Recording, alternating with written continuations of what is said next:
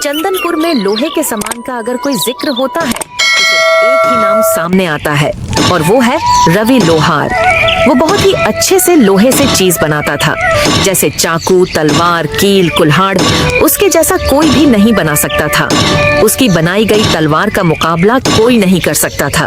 ऐसा कहा जाता था कि अगर कोई राजा रवि लोहार की बनाई हुई तलवार को जंग में ले जाता तो वह जरूर विजय प्राप्त करता।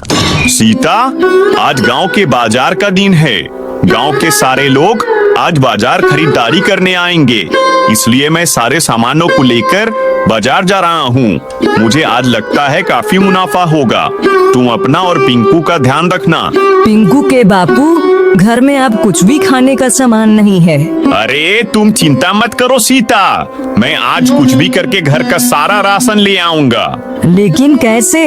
आपको तो इतने दिनों में एक भी ग्राहक नहीं मिला है। अरे हाँ भाग्यवान, कह तो तुम सही रही हो, लेकिन मैं कोशिश के अलावा और कर भी क्या सकता हूँ। आप यह लोहारी का काम छोड़कर कोई दूसरा काम क्यों नहीं करते हो? मैं इसी काम में माहिर हूँ सीता, इसलिए मैं यही काम कर सकता हूँ। जी वो बात तो है, लेकिन इस काम में आप इतनी मेहनत करते हैं, बदले ना आपको मिलता ही क्या है? मेहनत कभी जाया नहीं जाती सीता, मुझे यकीन है एक ना एक दिन मुझे मेरी मेहनत का फल जरूर मिलेगा। ये कहकर रवि लोहार अपने काम पर चला जाता है। सुबह से शाम होने को आई है, लेकिन अभी तक एक भी ग्राहक नहीं आया जिसकी तलवार बनाकर मैं पैसे कमा सकूं। अब मैं घर का राशन कैसे लेकर जाऊंगा? रवि बाजार में बैठा यही सोच रहा होता है कि तभी उसका साथी विष्णु लोहार आता है और कहता है, अरे रवि, तुम यहाँ इस तरह से क्यों बैठे हो भाई? क्या तुम्हारे पास कोई काम नहीं है? नहीं विष्णु, इस समय ना मेरे पास कोई काम है और ना ही कोई ग्राहक। ऐसे कैसे हो सकता है? तुम तो इतने होनहार लोहार हो, फिर भी तुम्हारे पास ग्राहक नहीं है। यह तो बड़े शर्म की बात है। भाई, यह तो सब समय समय की बात है। हो सकता है कि मेरा समय अभी नहीं आया वो। हाँ, सही बात है। खैर, मैंने तुम्हें यहाँ बैठे हुए देखा तो मैं तुमसे बात करने चला आया। वैसे मेरे पास तो बहुत काम है, इसलिए मैं चलता हूँ। विष्णु रवि का मजाक उड़ाकर वहाँ से चला जाता है, जबकि रवि चुपचाप वहीं बैठा रहता है कि तभी वहाँ एक आदमी आता है। सुनो भाई, यहाँ पास कोई रवि नाम का लोहार रहता है क्या? तुम मुझे उसका पता बता सकते हो? जी मैं ही हूँ रवि, बताइए आपको मुझसे क्या काम है? मैंने सुना है तुम तलवार बहुत अच्छी बनाते हो और जो भी तुम्हारी बनाई हुई तलवार से मुकाबला करता है वह जरूर विजय प्राप्त करता है। जी यह सच है कि मैं तलवार बनाता हूँ, लेकिन जीत और हार तो सिर्फ ईश्वर के हाथ में होती है। बात तो तुम्हारी बिल्कुल सही है। खैर जो भी है, तुम मुझे एक अच्छी सी तलवार बना कर दे दो। ठीक है, लेकिन आप है कौन? मैं पड़ोसी राज्य का राजा वीरभद्र हूँ। लेकिन महाराज, मैं आपके लिए तलवार क्यों बनाऊं? मैं तो आपको जानता भी नहीं हूँ। दरअसल कुछ दिनों से मेरे कुछ दुश्मन मेरे राज्य के लोगों को बहुत परेशान कर रहे हैं। उन्होंने सबका जीना हराम कर दिया है, इसलिए मुझे उनसे मुकाबला करने के लिए तुम्हारी बनाई हुई तलवार चाहिए। ठीक है महाराज, अगर ऐसा है तो मैं बना दूंगा। रवि के यहाँ कहने पर राजा वीरभद्र उसकी तरफ एक पोटली बढ़ाते हैं, जिसमें बहुत सारे सोने के सिक्के होते हैं। यह लो तुम्हारा मेहनताना, मैं कुछ दिनों बाद अपनी अमानत लेने आऊंगा। इसमें क्या है महाराज? इसमें कुछ सोने के सिक्के हैं, बाकी अगर तुम्हें कम लगते हैं तो मैं और बढ़ा देता हूँ। महाराज, मैंने तो अभी तलवार बनाना शुरू भी नहीं किया है, तो फिर आप पहले से मेरा मेहनताना क्यों दे रहे हो? इसे तुम रख लो, ये तुम्हारी मेहनत के हैं। राजा वीरभद्र यह कहकर वहाँ से चले जाते हैं। अब मैं अपनी पत्नी और पुत्र के लिए खाने पीने का खूब सारा सामान लेकर जाऊंगा। रवि अब सोने के सिक्कों को बेचकर ढेर सारा सामान खरीदता है और अपने घर चला जाता है। यह लो सीता, यह सब तुम दोनों के लिए है। अरे पिंकू के बापू, आप इतना सारा सामान ले आए? आपके पास इतना सारा सामान खरीदने के लिए पैसे कहाँ से आए? सीता के पूछने पर रवि उसे राजा के बारे में सब कुछ बताता है। यह तो बहुत अच्छी बात है, लेकिन आप महाराज की तलवार जल्दी बनाकर उन्हें दे देना, क्योंकि उन्होंने आप पर भरोसा किया है। आप उनका भरोसा टूटने मत देना। हाँ सीता, तुम बिल्कुल सही कह रही हो। अगली सुबह रवि अपने काम पर निकल जाता है और अपनी दुकान पर पहुंचकर सोचता है, महाराज की तलवार मुझे जल्द से जल्द बनानी होगी। रवि दिन रात मेहनत करके राजा के लिए एक बहुत अच्छी सी तलवार बना लेता है। मैंने इस तलवार को तो बना लिया है, लेकिन अब पता नहीं महाराज इसे लेने कब आएंगे। अभी रवि यह सोच ही रहा होता है कि तभी अचानक उसके पास किशोर नाम का एक ग्राहक आता है। क्या तुम लोहार रवि हो? हाँ, मैं ही रवि हूँ। मुझे तुमसे एक तलवार चाहिए। क्या तुम अभी मुझे कोई अच्छी सी तलवार दे सकते हो?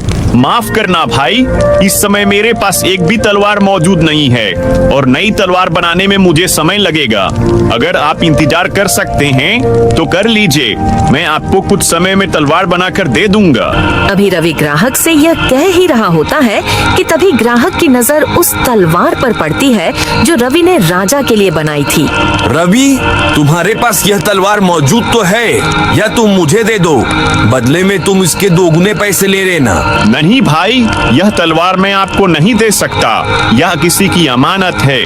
भाई मैं कहता हूँ तुम इसकी जितनी चाहे उतनी रकम ले लेना, लेकिन यह तलवार मुझे दे दो। भाई, अगर आप मुझे इस तलवार के बदले खजाना भी देंगे तब भी मैं यह आपको नहीं दूंगा। ठीक है, रखो अपनी तलवार अपने पास, मुझे नहीं चाहिए, मैं जा रहा हूँ यहाँ से। किशोर ग्राहक गुस्से में वहाँ से चला जाता है। फिर कुछ दिन ऐसे ही गुजर जाते हैं, लेकिन राजा वीरभद्र अपनी तलवार लेने नहीं आते। लेकिन रवि के पास बहुत से ग्राहक आते जो रवि से वह तलवार मांगते, मगर रवि किसी को भी उसे नहीं देता। पता नहीं राजा वीरभद्र कब आएंगे, मैं आखिर कब तक उनकी अमानत संभाल कर रखूंगा।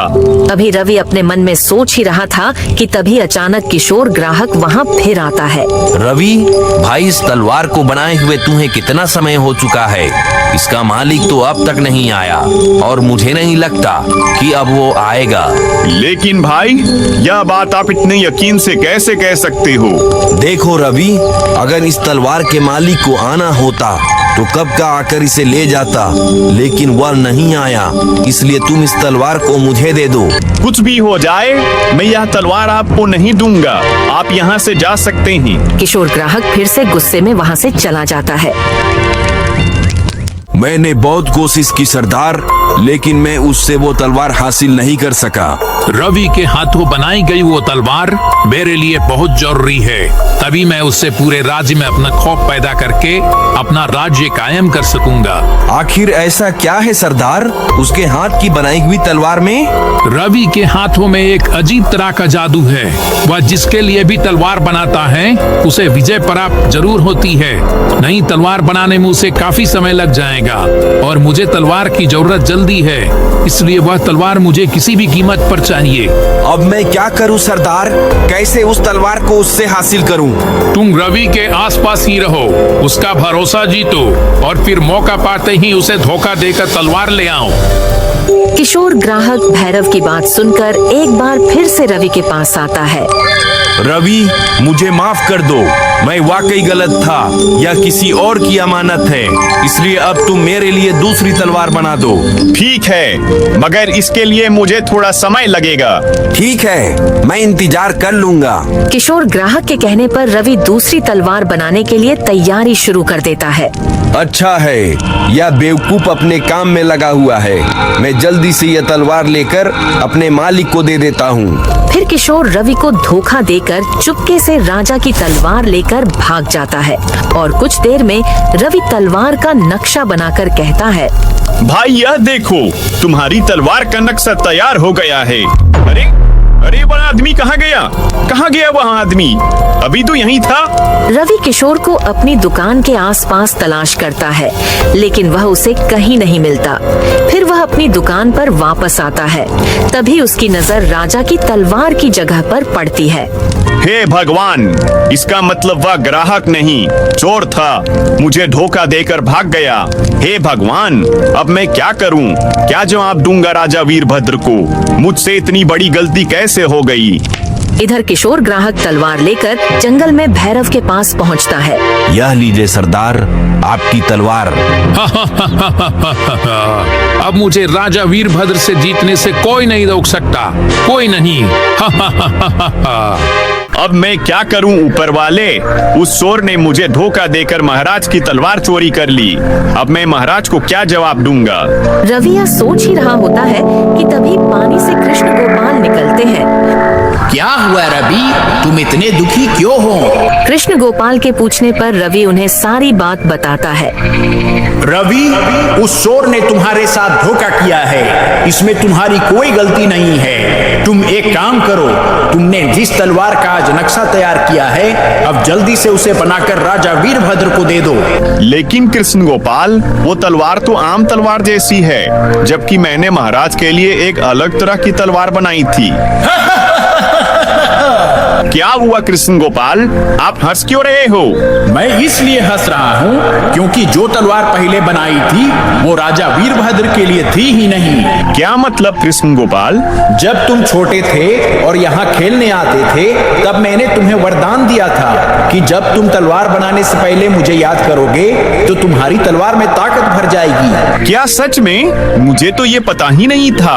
हाँ, इसलिए जब तुम अपनी तलवार बनाने से पहले मुझे याद करते हो तो तुम्हारी तलवार ताकतवर बन जाती है। लेकिन उस दिन तुमने जो तलवार बनाई थी, उसे बनाने से पहले तुम मुझे याद करना भूल गए थे। इसका मतलब जो तलवार मैंने महाराज के लिए बनाई थी उसमें ताकत नहीं है? नहीं, इसलिए राजा वीरभद्र जब तुम्हारे पास आएंगे तो तुम उन्हें अपनी बनाई हुई दूसरी तलवार दे देना। ठीक है कृष्ण गोपाल। कृष्ण गोपाल की बात मानकर रवि दिन रात करके जल्दी से एक नई तलवार बना लेता है।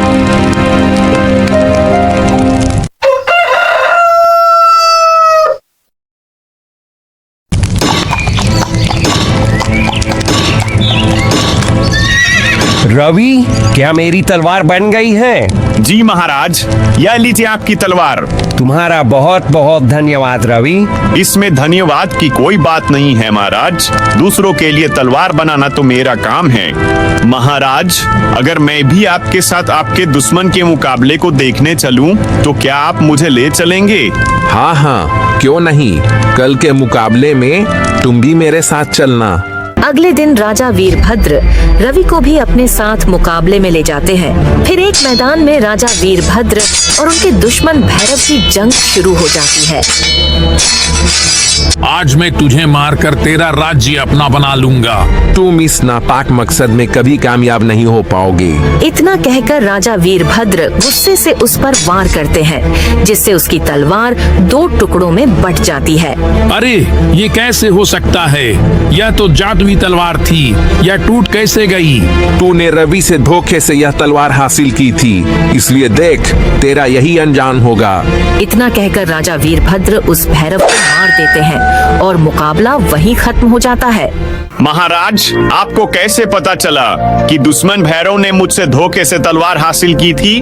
उस दिन मैंने तुम्हारी और श्री कृष्ण गोपाल की सारी बातें सुन ली थी। फिर मैंने तुम्हें धोखा देने वाले उस किशोर को सबक सिखाया और आज इस दुष्ट की जान ले ली, ताकि यह किसी और को धोखा या नुकसान ना पहुंचा सके।